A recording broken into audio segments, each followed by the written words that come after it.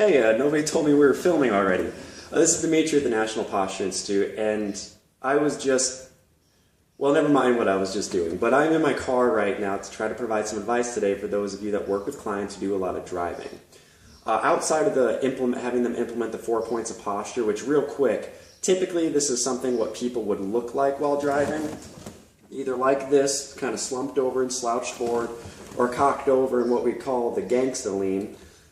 It would be, having their head retracted, shoulders retracted, chest stuck out, and abdominals contracted. So it would look more like this. Okay, outside of those basic 4 points, which you all are probably familiar with, I want to talk about some areas that might not be thought of when trying to help them improve their posture. The first thing is looking at the distance of the steering wheel between their body and where it is. So you want them to adjust the seat where when their shoulders are retracted, their elbows aren't quite locked out. Maybe there's about 5 degrees of play in their elbow, which allows for the muscles to still take the tension that it takes to do all these small muscular contractions when driving. If you ever are doing like a squat as an example, it's never a good idea to lock your knees out, because then all that weight on your shoulders is now completely held up by the joint, by the knee, instead of having all the tension placed on the muscles if you keep your knees bent to about 5 degrees when you come up from the squat. Same exact principle applies here. So you want some play in your elbow to allow for the muscles to remain continuously contracted. Now, one of the other things is going back to kind of the gangsta lean. When you're doing this kind of driving with just one hand on top of the wheel or both hands on top of the wheel, what's happening is, if you look from the front, your pec major muscle is doing a lot of the contraction, okay? And you can palpate up there to feel that there's a lot of tension, almost like a constant isometric contraction when you're doing this kind of driving.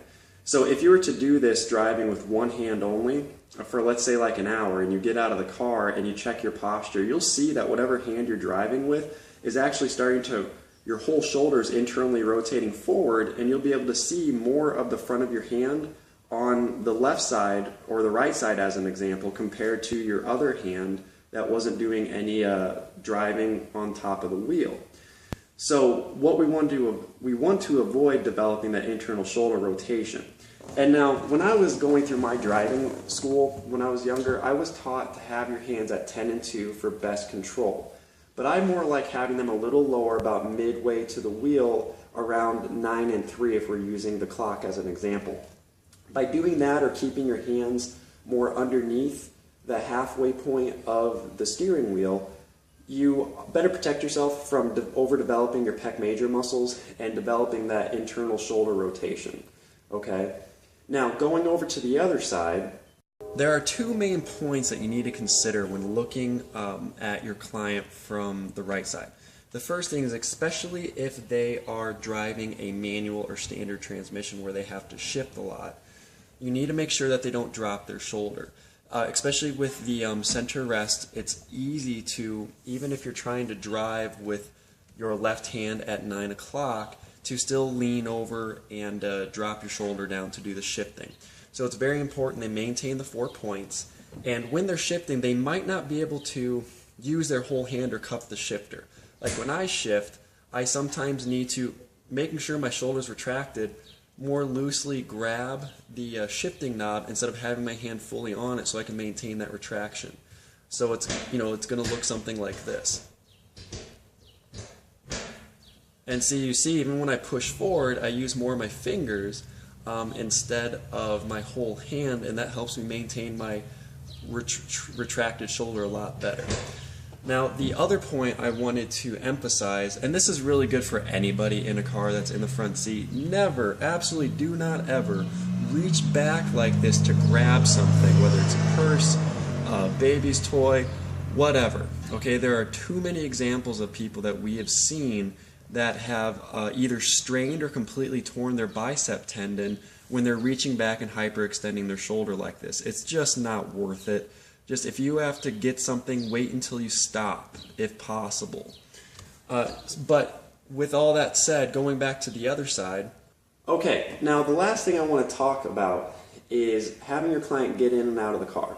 Now, it's incredibly important if they do a lot of driving and frequently have to exit and enter their vehicle that they use both legs. So what I mean is, I guess a good example is when I was at a conference, I assessed a lady who did a lot of driving and getting in and out of her car. And what she would do is she would get out with her left leg and push up. And then the same thing when she was coming back down, she would use her left leg to move her body weight. And what that is in a gym setting, that's a lunge. And if we're doing that 20 times a day, you're going to start developing the muscle structures in your leg and hip more so than in your right leg. So when I actually assessed her, if my hands are her feet, her left leg was actually turned out. Her foot and knee were turned out more so than her right leg. And what happened is because she developed all that external rotating, she overdeveloped the rotating external rotation muscles in her hip, which allowed for when she was standing there naturally and comfortable to have her one foot being pointed and rotated outwards more so than the right. So what you want is you always want them to plant both of their feet firmly, and it's going to be more of a squat instead of a lunge. So they'll be getting in and out of the car like this, and then maybe scooting back a little bit, bending under, and then rotating over. Now, there is no perfect solution to getting in and out of the car because cars aren't made to fit the person necessarily. We all come in different shapes and sizes. But if you can try to maintain, again, the 4 points as best as you can and watch out for any activities in the car that can overdevelop one side more than the other, try to keep a better balance, it can much better protect you from developing any kind of issues that can become a serious injury. And then again, like the last point I want to make is I love practicing the 4 points while I'm driving. I feel like it's a great opportunity. I'm not doing much else other than maybe listening to the radio. And so always suggest to your clients when they're driving to work on the 4 points of posture anyway. So this is Dimitri with NPI. Again, if you have any questions, as always, let us know. We want to make ourselves as available as possible to help you further your knowledge and understanding of posture and body alignment. And don't be afraid to share this information with people that do a lot of driving to see if it can help them improve their posture. Have a great one. Be sure to like us on Facebook and subscribe to our YouTube page for more free videos. And don't forget to share with family and friends in need of posture advice. And also let us know if you have any questions.